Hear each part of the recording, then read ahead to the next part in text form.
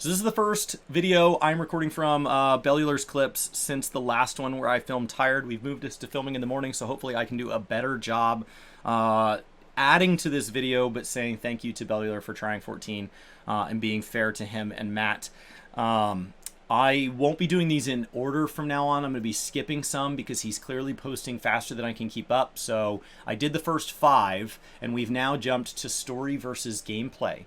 When I think about the differences in the way that me and Michael and Matt consume these games, which MMOs are a great space to consume games in a different way, I'm interested to watch this one because story versus gameplay honestly describes the two primary defining ways in what players might differ on as far as like how they consume MMOs, MMORPGs. Do they consume the RPG first and the MMO is something to augment that, or do they consume the MMO first and the RPG is there for kind of flavor on that direction, or do they try to balance those things? I think that's, if you had to pick just two things to define an MMO and say, okay, what's the ratio it has to be between these two and only these two definitions, I think story versus gameplay is a topic that I had to click on.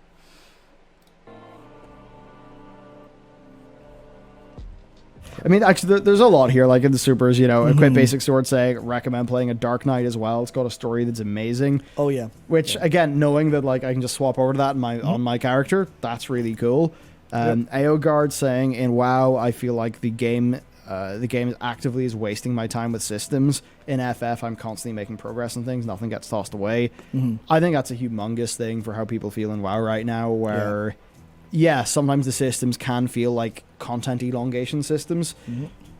From a lot of what I understand in FF, it is just do the content, then you're done, and you can leave if you want. Yeah. Hopefully come back in the next patch, which I'm certainly more okay with that than, yes, sometimes in WoW. I mean, look, people could maybe think back to the time last week where I almost exploded on stream because of the randomness on the conduit upgrade system and how disrespectful. I think the difference there in World of Warcraft versus Final Fantasy is not actually, I think we're talking about current to current right now. So he's not necessarily caught up in 14. So he's not really comparing Shadowbringers to Shadowlands. He's comparing his early Final Fantasy experience with some context that has been shared with him with recent World of Warcraft as opposed to World of Warcraft as a whole. World of Warcraft has been a lot of different things over its history. And so if we're going to compare early Final Fantasy, where Bellular is at, where Michael is and his team is further than him, to current World of Warcraft, I don't know that that's fair because you're talking about huge time gaps. And some ways that's going to be unfair to Final Fantasy. In some ways that's going to be unfair to World of Warcraft because if these games are going to be apples to apples at all, it is best to compare like a whole picture of both to a whole picture of both. I think what in common frustrates people with systems is when they start to feel required. When you're playing something, there's a concept called intrinsic versus extrinsic value. And extrinsic value is because it gives you something.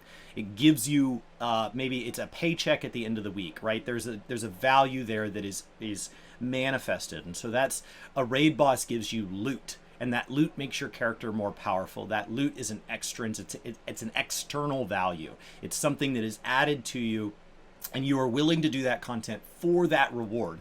And it's important that games have extrinsic value. It's something to chase. It's a carrot on the end of that stick. That's great. Intrinsic value is something more like in round-based games where the progression really isn't there. You're just doing it to do it. And the value is internal. It's in the journey. And so it's when you and friends go play a game of basketball. Nobody really wins anything at the end. You just do it because it's fun. You do it to do it. That on its own can't be a way to sustain a game because when players aren't really feeling like doing it, they end up just not doing it. And it is important to say, hey, it may not be fun today, but it will be fun again one day. And so it's worth playing when it's fun. It's worth playing when you're not sure so that you can get to that fun again.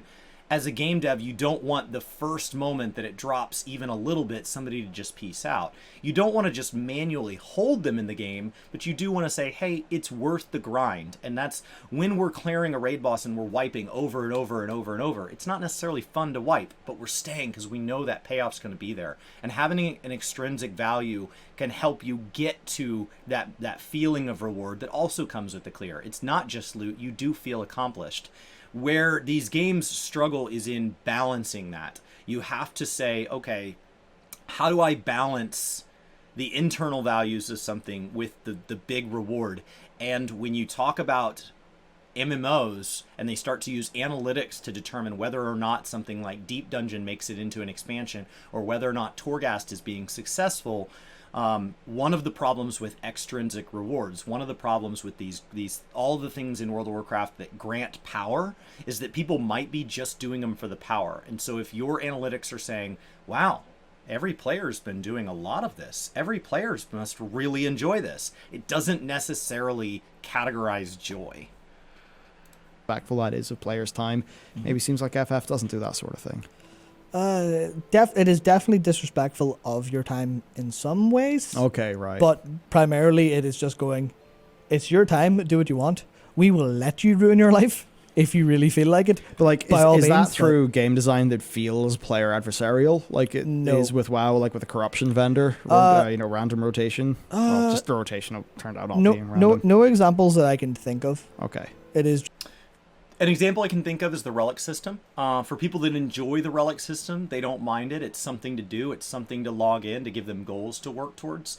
For people that want the shiny relics, for people that want the loot at the end of the grind, and they don't find joy in whatever the relic grind of that particular expansion includes, this expansion offering more options than past expansions have, they can begin to resent the design of Bozja or whatever piece of content they're feeling dragged into to get to their relic, because the relic system as a whole has been really progressive. And what we learned from last expansion is don't stop doing your relic just because you don't enjoy the current step, because there might be something in the next step that you do want. Last expansion, at the end of our relic grind, we got this big instance that people didn't really know was coming and would be as meaningful as it did, with this really cool mount and all this cool stuff to do. And so if along the relic grind you got off simply because it wasn't fun, then at the end you got punished by not being allowed into that content without going back and grinding that, now in a state where there's not quite as many people interested. And so it got a little bit harder to move through. It was still doable, but it felt like a punishment for not staying on top of the content. So the relic grind, in my mind, is the premier example in Final Fantasy XIV of do anything at your own pace as it's fun for you. If you want to take a break, take a break. It's not going anywhere, or there will be a catch-up mechanic to catch you up with the new version of that thing. Yes, we have a gear treadmill, but you can always hop off and then hop back on later and catch up relatively quickly. Enjoy the game at your own pace, with the one exception of the relic grind. If you think there is any chance that you are going to want to do the relic grind late in the expansion, you need to continue to stay on top of it from early in the expansion.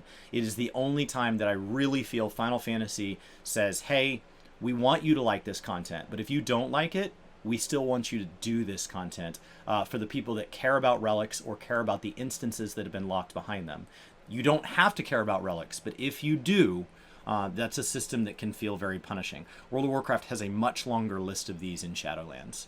It is not just one thing. It's a whole series of things that you feel forced to do if you want to stay on top of the game. If you're okay just being a casual, then suddenly that entire list falls away.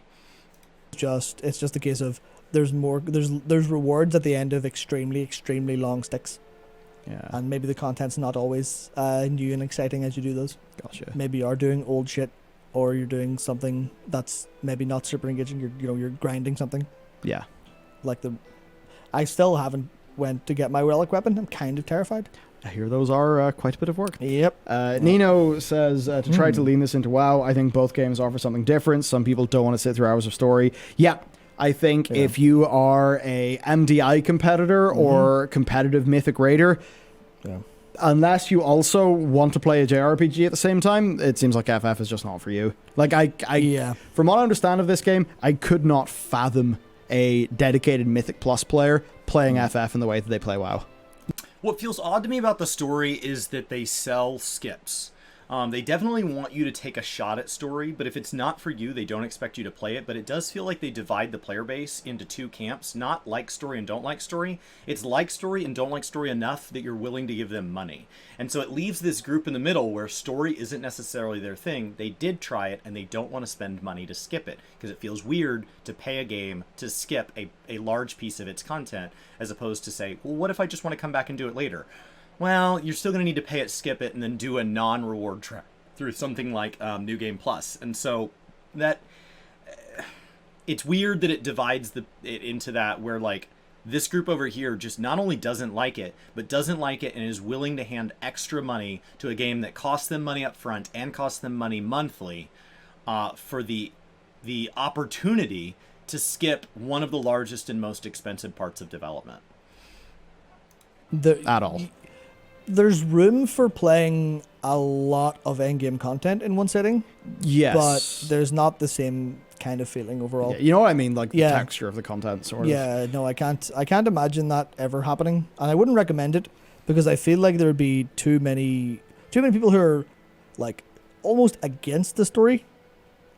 Not FF specifically, but the amount of people who go, I want to play World of Warcraft because I want to get into the endgame content. Yeah, they want to play it like it's Destiny, maybe. Yeah, and that... I mean, we have a variety of creators that really only raid. And the tone and the feel of the way they engage with the game and the community that they built to surround them. Two names that come to mind that are drastically different and play the game in a shockingly similar method as far as like where they spend their effort, where they spend the majority of their hours, are Llama Todd and Xenosis. They spend the game mostly in raid content, mostly and drastically different creators, drastically different personalities. We talk about the story in this game like it's the majority of the content, but when you look at an MMO and you look at playtime, it's not dozens or hundreds of hours, it's thousands of hours. And so when you talk about having 1,000, 2,000, 10,000 hours in a game, and story is 100, 200, 300 of those hours, it is one of the shinier pieces of the content, but if it is not for you, it is not one of the larger pieces of the content. When you look at total hours played, the more you invest in this game, the smaller the percentage story will get, because it doesn't grow and scale infinitely like some of the other grinds really start to. When you get into crafting and gathering, there's always one more thing to go do. When you get into battle content, you add minimum item level, you add ultimate, you add the clearing old savages and extremes. When you talk about farming mounts, it very quickly for a new player grows into not just 1, 2, or 12 instances, but when you start to talk about scaling old content or going and clearing ultimates, it can multiply in the number of instances that you have available to you to go progress through.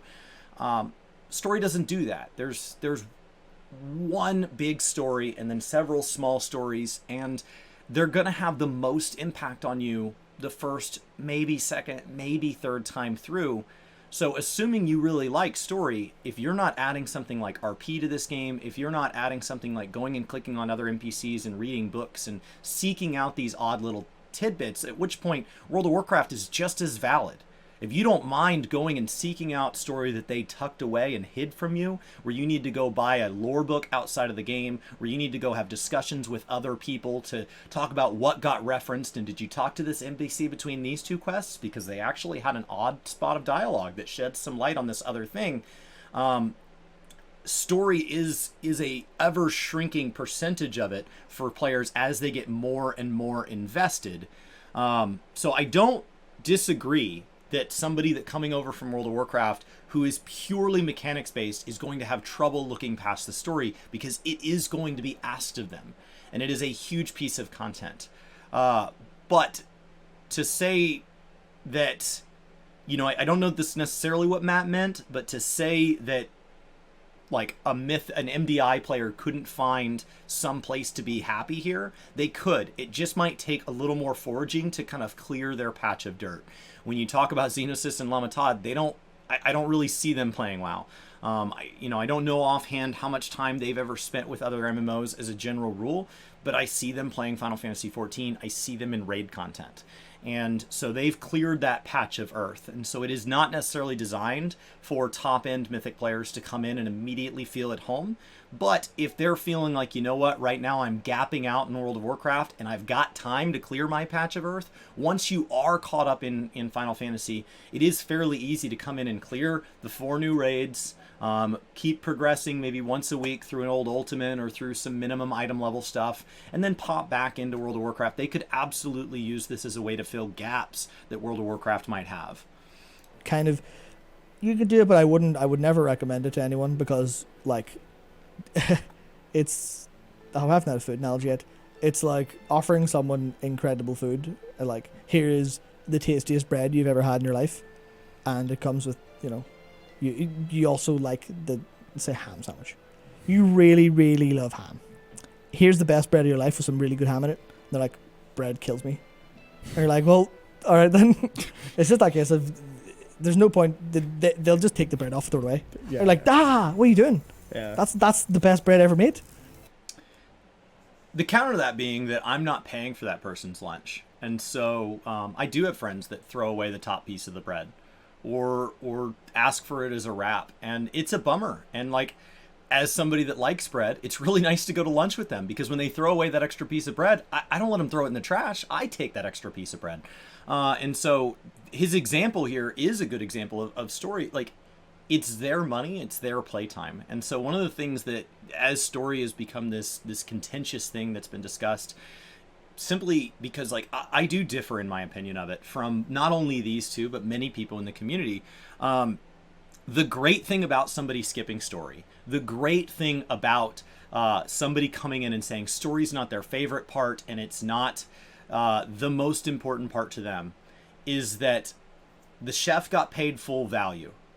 And so they've got that person's money to contribute towards them continuing to invest in their bread making skill. And it in no way changed the amount of bread you got. It in no way changed the amount of enjoyment you got out of your bread or how your bread tastes. They paid full price. They can do whatever they want with their bread. If they want to throw it away, they can throw it away. And so, you know, I have been to friends' houses who are putting out the best cheese they've ever put out, and they're putting out other things to augment and enhance the enjoyment of that cheese. I don't eat cheese. And so if I want to come over and I want to contribute just as much money towards that meal, maybe I'm bringing the wine or I'm bringing dessert, and I want to come in and I want to ignore that cheese and let them have it, or I want to take that cheese on my plate because they put it on there, and when I'm done at the end of the night, I'm going to throw that whole plate away and any cheese left on it, I still paid full value, and I get to decide whether or not I had a great time at that dinner party. And them saying, you know what, it's kind of a cheese-based dinner party, why don't you go find some other friends if you're not going to eat our cheese, doesn't really make a whole lot of sense to me. I didn't take away from their joy of the cheese. I'm thrilled to listen to them talk how much they liked the cheese. I think that's great. Tell me about it. What did you like about it? That's so interesting. Like, I have these other experiences in my life where I pair two foods that I eat, and it's your bread. So somebody else throwing away, like, I understand, like, oh, I don't understand how they're throwing away something I enjoy so much. But you just said, like, oh, bread kills them. Like, you should have known that there are people out there that just don't eat bread. And it's not an issue. They're not trying to say this bread is bad. They don't eat any bread. It doesn't matter if it's the best bread. They don't eat bread. And so if a sandwich shop is trying to stay in business, and a sandwich shop is trying to sell good bread to the people that like bread, and there's people who want to come in because they want to go there with their friends, and they want to be part of a community that they really enjoy, and they actually really like a lot of the other stuff. You know, I know this is kind of something, everybody's too busy talking about the bread, but I really like the fries at this place. Let them have their joy. I don't understand why, like, I understand why we put the optimal and prime method on the sign, and I understand why that's the coupon sent out in the mail, that's what's in the advertisement, that's what's in the reviews on Yelp or whatever, and that's what people are talking about. But it's not the only acceptable way. You're allowed to go there and order whatever you want. I'm just here with my friends. I'm just going to get a bottle of water, thanks. I paid full price to be there, and so that doesn't take away from someone else's joy. And we should just welcome them in. And so if we want to say, hey, they're kind of a sandwich shop, but they have some other stuff too, that's a fine disclaimer. That's a fine disclaimer. And so to tell somebody like, hey, I'm allergic to story in games. Okay, well, just a heads up. Everything prepared in this game, story might be included. Just like when they put those allergy warnings that, hey, this was prepared on a surface that also has nuts and milk. I get that. If you're truly allergic to story, Final Fantasy is not going to be a good fit. But if you're like, hey, story's not my thing, but I actually really like a lot of the stuff that goes with games that have good story, and I'm okay just kind of pulling the story off and then getting to my ham, Cool. Well, let's go. Let's go. This is a game where you pay each and every month. So I would recommend maybe don't buy 6 months of game time. Try the free trial. If you don't like it, no worries. I appreciate you trying it. But if you do like it, we're excited to have you. And maybe down the road, if it's not a true allergy, this will be something where like, well, the ham's so good. What if I just try it with the bottom piece of bread? What if I just try like a little bit? What if I just do the story for this one raid series? Oh, that was kind of fun. I mean, I had some questions. You're saying there's another part of the story that I could jump back and do that would kind of answer some of those. What if I, And you may actually gain some people that like the story, and that shouldn't be a requirement, but I just don't see why story is such a gatekeep in this game. I understand why it is one of the premier parts of the game. I don't understand why that therefore means it's a required part of the game. You can't. That will happen to people, I think.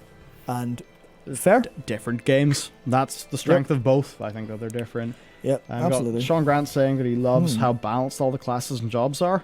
That's interesting. I have no idea about balance or endgame in this game. Yeah, it's not perfect. Not perfect, but I haven't seen too much about it. No one's cried at me for playing a bard yet, even though they don't seem optimal. But then Chris Ward has said Yoshi P once told a player that claimed to be burnt out to take a break and play other games to find that spark again. Blizzard would never. Generally, I think Blizzard would. That question was a Q&A that said, I want to be able to play your game, but I'm feeling burned out. And it was a Q&A question that basically was, what are you guys looking to add to help me enjoy the game when I'm not enjoying it, was the summary of that question. It was incredibly diplomatic how Yoshi P answered it. It very much could have been a don't you have phones type moment, right? Because you have to remember that these people are hired for these jobs for their development and managerial capabilities first and foremost. Their ability to talk to a crowd, their desire to talk to a crowd is not a job requirement.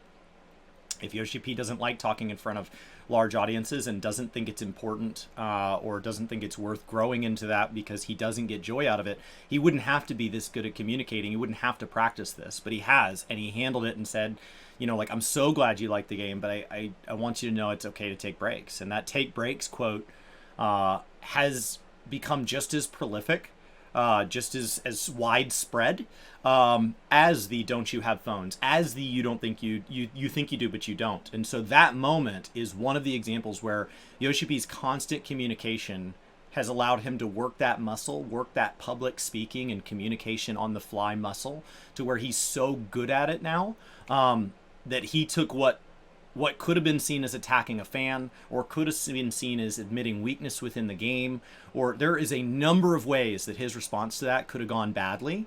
And instead, he basically said effectively that gaming is awesome, and if you're not having fun in one game, go play something else. You can always come back. And it came across as I am not trying to hold you hostage in my game. It came across as we are gamers. We play this game, but we play other games too. His response was short and brief, but revealed so much about, and it set a tone that I think, for the fact that it was just a throwaway, one-time thing, Q&A answer, that answer has become a foundational block for a huge portion of why gamers feel that Yoshi P is different than other dev teams. In the way he responds and in the way that they've gotten responses from other dev teams. That one response, if he had come out and said that as a statement, it wouldn't have meant that. It had to be a fan asked a question that has been on people's minds in the past or will be in the future, and he responded in that moment with kindness. That one moment, those moments are, you just got to be prepared for them. You can't create them, you can't manufacture them. The don't you have phones moment was an unfortunate question at an unfortunate timing in an event around an unfortunate announcement. It was a series of bad events, and it went to a dev who I'm sure is highly qualified to be a dev, is highly passionate about what they do, works hard, but in that moment was not prepared to handle the question that was thrown at them the way it was thrown at them, and now has to deal with every single time the word mobile is thrown out. Don't you have phones? Is this perpetual meme that will live on forever? Just take a break is a much better legacy. And so I don't know if that's luck or if that's preparedness, but That one quote comes up all the time. Would never. Lore did say that in the context Yeah. of streamers getting burnt out only playing WoW. Yeah. So fair enough to Lore in that one. But, you know, to a degree, yeah, I feel like Blizzard are, you know, they're very official in their stances, and I feel like they struggle to sort of engage with the player base sometimes. Yep. Absolutely. Oh man, yeah. Jared Randall says, there is something to be said for variety, though. In FF14, every class and every item is face value. There's almost zero variety. That's my problem. Definitely a lack of variety in a couple of ways. Okay, right. Where it is very much, here you go, here's your job, I hope you like it. It's never get this item and your rotation changes, or here's an item that does anything really interesting. It is always just, here's an item that gives you 237 dexterity, that makes your numbers bigger. It looks really cool, maybe. Or maybe it looks terrible and you want to use something cool and glamour it over it. But I will agree, it is massively face value. There's no like custom, like the fact that there's no idea of anything like a talent or anything like that is literally, here you go, enjoy. Yeah. It's kind of wild, actually, yeah. It is almost like an extremely good buffet where they're like, here's lots of delicious things, go for it. And you're like, can I have anything different? No. No. This is the set menus. Not like here's everything in linear order, but here's the set menus. You're like, okay. I guess it's ballsy. It's the sort of thing, there's obvious downsides, but I Yeah. guess they're able to reap the upsides of making a decision like that. It's a spectrum, right? And so you can say it's easy to gear, it's simple to gear, it's straightforward. The power progression is very approachable, and the power progression offers depth and variety and things to do and a grind and all of this. And there are pros and cons on both sides, and I think Final Fantasy very much sits closer to this end, and World of Warcraft sits closer to this end. And so when you look at the grind and the progression and those moments where loot doesn't matter in like an ARPG, they sit all the way over here. And when you look at something, all the way on the other end where it's just kind of literally handed to you for logging in, these games aren't necessarily out on the far edge, but they definitely are not in the same spot. And so it can become very frustrating when the depth doesn't feel meaningful and the grind feels forced. But without those things, there are players that play Final Fantasy that would love to dive deeper into their builds and love to dive deeper into gear progression, and the fact that they don't want every paladin to have the same rotation, and they don't want there to be one optimal amount of skill speed, and it just isn't there. And so they avoid a lot of the pitfalls of being in the more complex side of things, but in trade, it can feel very flat to people who say, okay, I've bit off the amount that you've given me to chew. I'm ready for more. And they say, well, you can play a different class. That. Yep. We've got Izal Fulm saying, I know you're playing WoW music in the background. One day you should play something from FF14 so people can hear. From what I've heard of the Britannia soundtrack, it's lovely. Yeah. So I'm sure that would work, and yeah, it'll be a fun little thing to do whenever we get into an FF segment. I desperately wanted to enter the stream with Neath Dark Waters, but we didn't have time today. Oh man. Yeah. JW says 14 doesn't have required side content like corruptions, HOA, soulbinds. Side stuff is side stuff and mostly for cosmetic rewards and not player power.